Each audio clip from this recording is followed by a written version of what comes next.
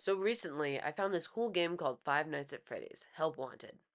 It was basically a whole bunch of FNAF games combined, but so much more. After buying and downloading it, I saw this little icon at the bottom of my screen. For those of you who don't know what this means, it is VR accessible. I already owned a PSVR setup for the Batman Arkham VR game, the original, so I hooked it up and boy was I surprised. It was so much more immersive than the controller version. I only went through the intro, but still, it was something out of a dream. Soon turned a nightmare. I had recently played the first four FNAF games and was excited to try something so more immersive, frightening, and overall fun. And what better way to do it than live streamed on YouTube for all of y'all out there watching? So without further ado, I'm Alex, more commonly known here on YouTube as the Reaper Game YT, and here's my experience playing Five Nights at Freddy's Help Wanted in VR.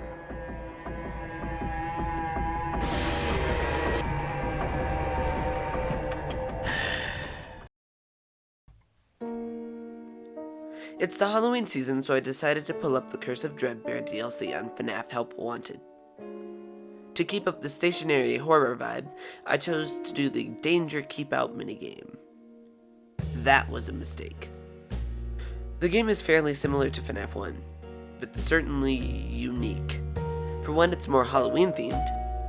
While the map follows the design of FNAF 1, it has a little bit more spookiness and a lot more pumpkins. In the office, the doors, rather than closing, are boarded, and there's this really weird switch handle thing. They both do have a purpose, but we'll get into that later. Interestingly, they kept the door closing buttons, but only as an aesthetic visual piece. On night 1 of 3, hold on. No, this is not an advertisement, I'm not big enough for those yet. Anyway, I know from my FNAF 3 in VR video, I made a joke about how there's a bonus night, something I will continue to do. Anyway, after flipping the switch here, there would be a bonus night. For some unexplainable reason, the lever/switch thing is here, but there are 0 extra nights. Anyway, back to it. On night 1 of 3, 3 of 4 animatronics are active: Bonnie, Chica, and Foxy. I will say, to add to these terrifying design choices, the designs of the animatronics, aside from Freddy's, are all glowing versions of the Nightmare animatronics, and it truly complements the overall Halloween vibe of this minigame. Anyway, as for the animatronics, both Bonnie and Chica work in a similar fashion. Bonnie and Chica will progress towards your boarded doors.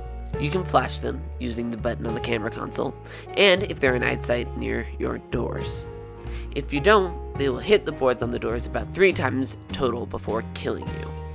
This is where the lever and the boards at the door come in.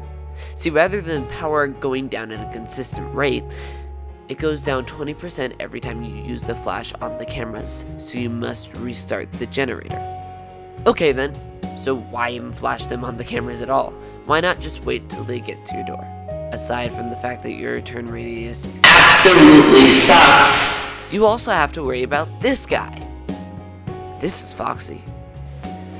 We don't like Foxy.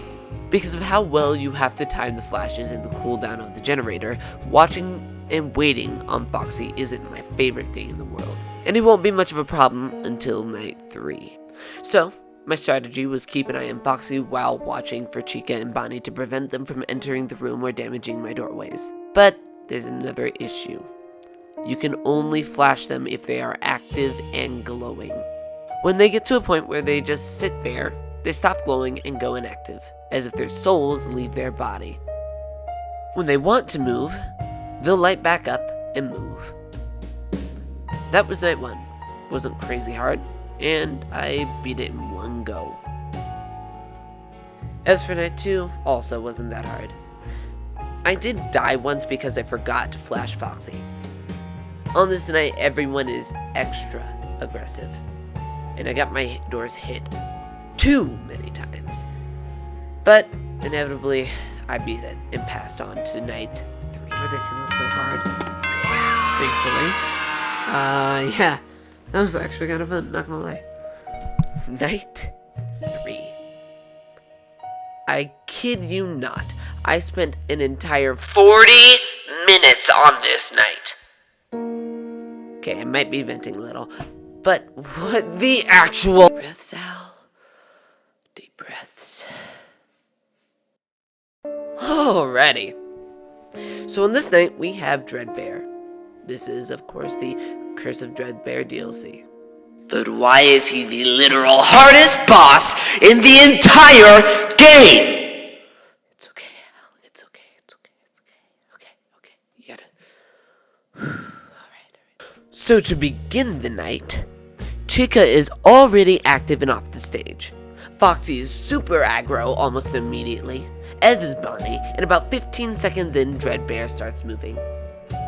You absolutely have to keep an eye on him, because he has a mapped out pathway and will not stop moving until he makes it to the office, where it is immediately game over.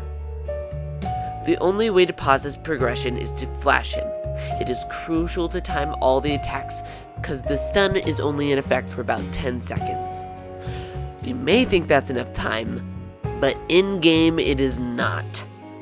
To make matters worse, every other animatronic is at max aggro. Foxy is peeking out every 2 seconds. Chica and Bonnie are almost always at the door when I try to reboot the generator. It is absolutely ridiculous. But finally,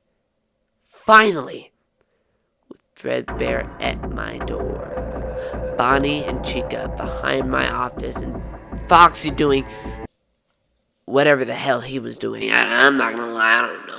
I finally beat the night.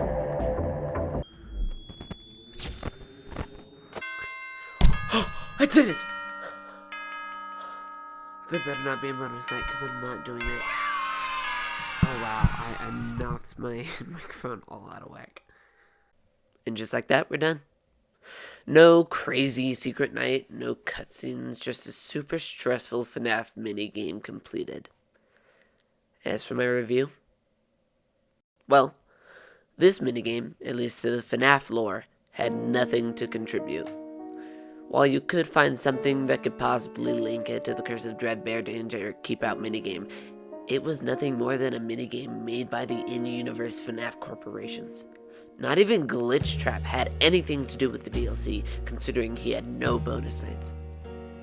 As for gameplay, man, this learning curve is steep. The phone rings, but nothing comes of it. And there is so much trial and error. Personally, I like that, but others may not. In this video, I had to die at least once intentionally to each character to understand their mechanic. Okay, I'm pretty bad and I died because I'm bad at it too, but seriously, it doesn't give you much more than that. But for me, it works. It adds some eeriness and stress to the overall game. Have you played it? What do you think? Let me know in the comments if anyone actually sees this. And anyway, my name is Al Jackson, formerly known as the Reaper Game in YT, and that was my review of FNAF Help Wanted's VR Curse of Dreadbear DLC Danger Keep Out minigame. Why is that name so long? Make sure to do all the YouTube stuff, and next week will be my review on the Batman Arkham VR game, the original, on the PSVR. Thank you for watching. I'm out.